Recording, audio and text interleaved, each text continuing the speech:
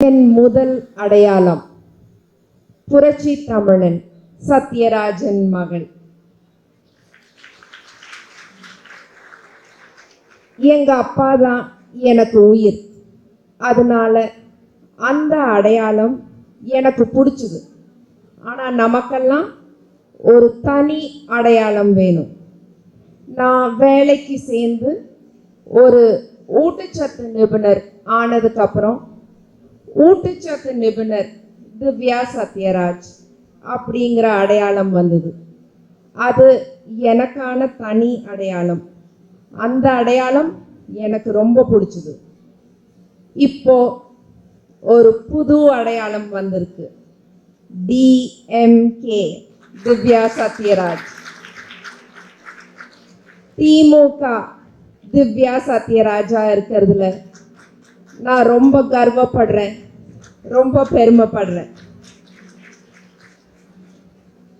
பெண்கள் கேள்வி கேட்கக்கூடாது, பெண்கள் சாதிக்க கூடாது அப்படின்னு நினைச்ச மத யானைகளை வீழ்த்திய மாபெரும் தலைவர் முத்தமிழறிஞர் டாக்டர் கலைஞர் ஐயா.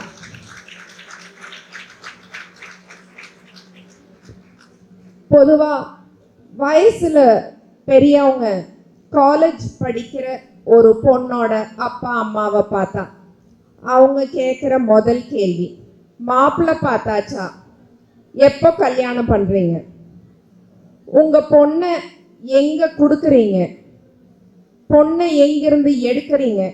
என்னமோ நம்மெல்லாம் ஒரு கமாடிட்டி மாதிரி.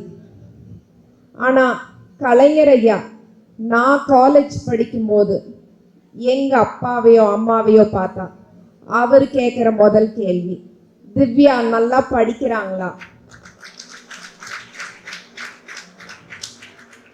நல்லா படிக்க சொல்லுங்க, பாட புத்தகம் மட்டும் படிச்சா பத்தாது, மற்ற புத்தகங்களும் படிக்க சொல்லுங்க அப்படின்னு தான் சொல்லுவார். அவரை பத்தி நிறைய விஷயங்கள் பேசலாம். ஆனா என் மனசுல நின்ன முதல் விஷயம் இதுதான். பெண் கல்விக்கு உயிர் கொடுத்தவர் முத்தமிழறிஞர் டாக்டர் கலைஞர் ஐயா. காதல் சாகலாம், கணவர் ஓடலாம், ஆனா கல்வி மட்டும் நம்ம சாகர வரைக்கும் சோறு போடுங்க.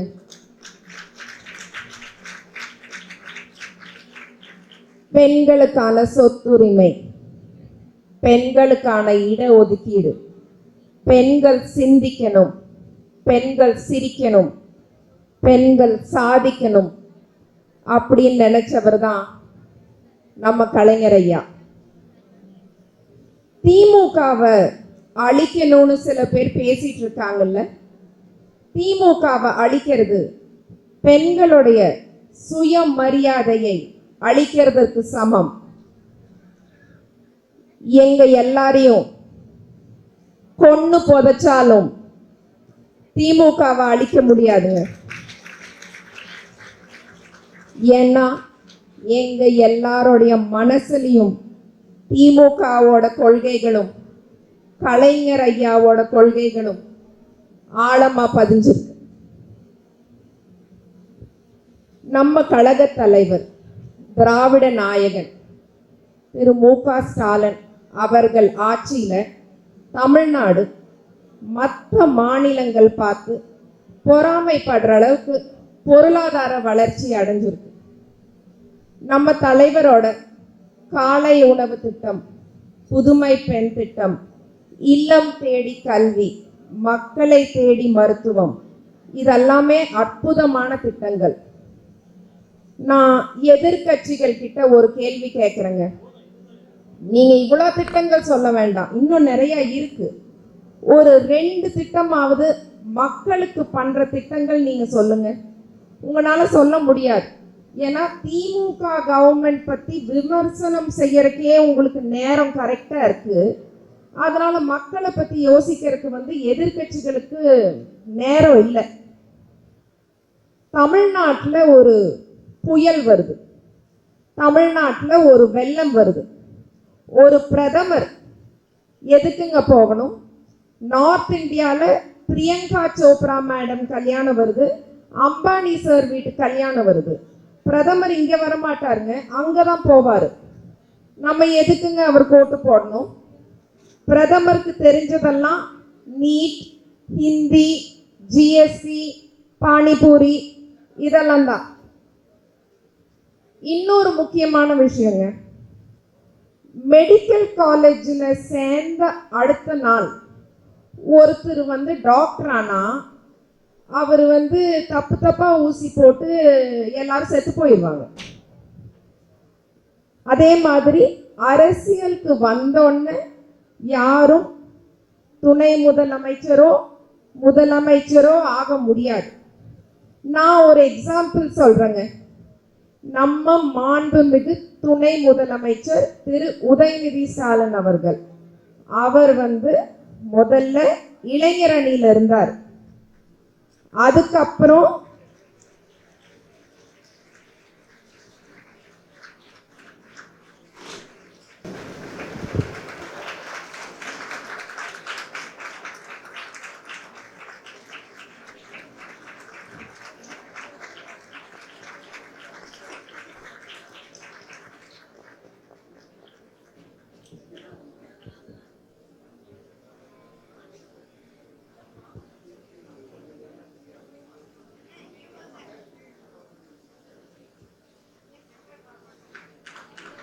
முதல்ல இளைஞர் அணியில இருந்தார்.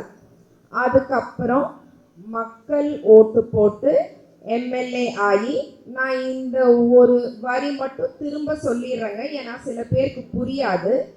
மக்கள் ஓட்டு போட்டு எம்எல்ஏ எலெக்ஷன்ல ஜெயிச்சு அதுக்கப்புறம் படிப்படியாக தான் பதவிக்கு வந்திருக்காரு. எடுத்தோன்னா அவர் துணை முதலமைச்சர் ஆகல, எடுத்தோன்னா அவர் சிஎம் ஆகணும்னு நினைக்கல. அப்படி யாராவது நினைச்சா அது நம்ம நாட்டுக்கு ஆபத்து. மாண்புமிகு அறநிலையத்துறை அமைச்சர் எங்கள் சேகர் பாபு ஐயா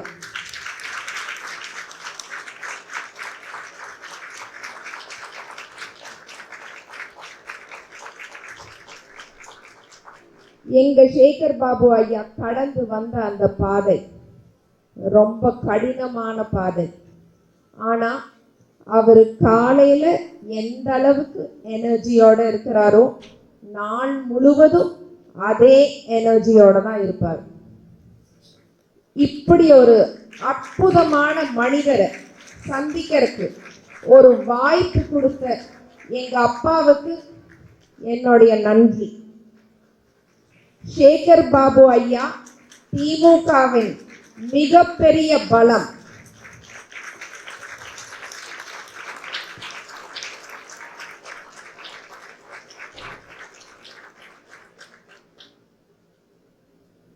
மாண்புமிகு அமைச்சர் திருமதி கயல்விழி செல்வராஜ் அவர்கள் நம் மண்ணின் களப்போராளி. அவங்க மாதிரி துணிச்சலும் வீரமும் உள்ள பெண்கள் தான் நம் நாட்டின் சக்தி. மரியாதைக்குரிய டாக்டர் கனிமொழி மேடம் அவர்கள், அவர் மாதிரி அறம், திறன், கண்ணியம் உள்ள டாக்டர்ஸ் நம்ம நாட்டில் இருந்தா நம்ம நாடே ஆரோக்கியமா இருக்கும்.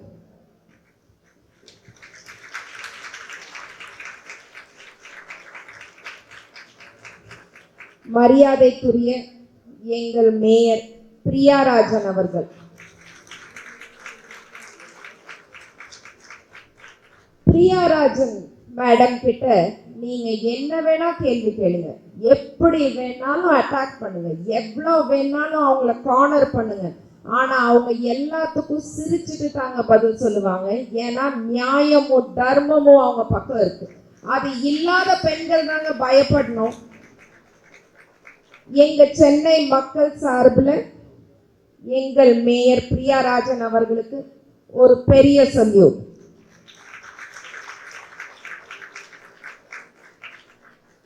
எங்கள் மகளிர் அணியின் தலைவர் திருமதி விஜயா அவர்கள் ஒரு புரட்சி பெண். Her motivation and determination will always be an inspiration.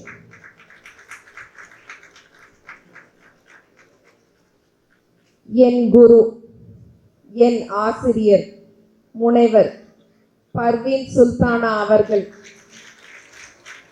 அவங்களோட பேச்ச எல்லாரும் கண்டிப்பா கேட்கணும்.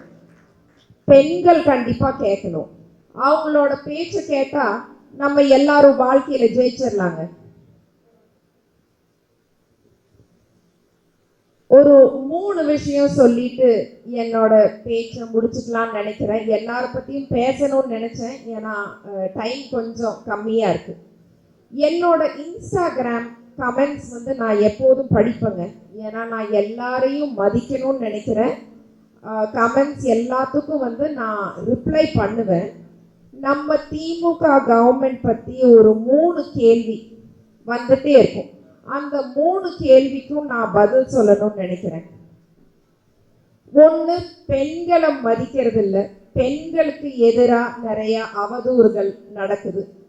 இது இவ்வளோ பெண்கள் நம்ம இங்கே இருக்கோம், பெண்களுக்கு எதிராக யார் பேசினாலும் தலைவர் அவங்க மேலே ஆக்ஷன் எடுத்திருக்காரு. பெண்களுக்கு எதிராக எந்த வன்முறை நடந்தாலும் தலைவர் அதுக்கு ஆக்ஷன் எடுத்திருக்காரு. அதற்கு ஒரு உதாரணம் அண்ணா யூனிவர்சிட்டியில நடந்த கொடூரமான சம்பவம். அந்த நபர் இப்போ ஜெயில இருக்காரு. ஸோ இது வந்து ஒரு லாஜிக் இல்லாத ஒரு கேள்வி. இன்னொரு கேள்வி, வாரிசு அரசியல். அதாவது ஒரு டாக்டரோட குழந்தை டாக்டர் ஆகணும்னு நினைக்கிறது தப்பு இல்லைங்க. ஒரு டாக்டரோட குழந்தை படிக்காம டாக்டர் ஆகணும்னு நினைச்சாதாங்க அது தப்பு. எங்க கட்சி திமுகல யாரும் மக்கள் பணி செய்யாம முன்னுக்கு வரல, எல்லாருமே மக்கள் பணி செஞ்சுதான் முன்னுக்கு வந்திருக்கு. ஸோ இது வந்து ஒரு லாஜிக் இல்லாத ஒரு கேள்வின்னு நான் நினைக்கிறேன். 3வது, டாஸ்மாக் பத்தி அடிக்கடி கேள்விகள் வருது. தயவு செஞ்சு எல்லாரும் டாஸ்மாக் பத்தி கொஞ்சம் டீட்டெயில் படிங்க. டாஸ்மாக் எந்த கவர்மெண்ட்ல ஆரம்பிச்சாங்க, அது யாரு கொண்டு வந்தாங்க அப்படிங்கிற டீட்டெயில்ஸ் படிச்சுட்டு கேள்வி கேளுங்க, நான் பதில் சொல்றேன். இந்த விழாவின் சூப்பர் ஸ்டார் சரிதா மேடம், அவங்களை சந்திச்சதுல எனக்கு ரொம்ப ரொம்ப மகிழ்ச்சி.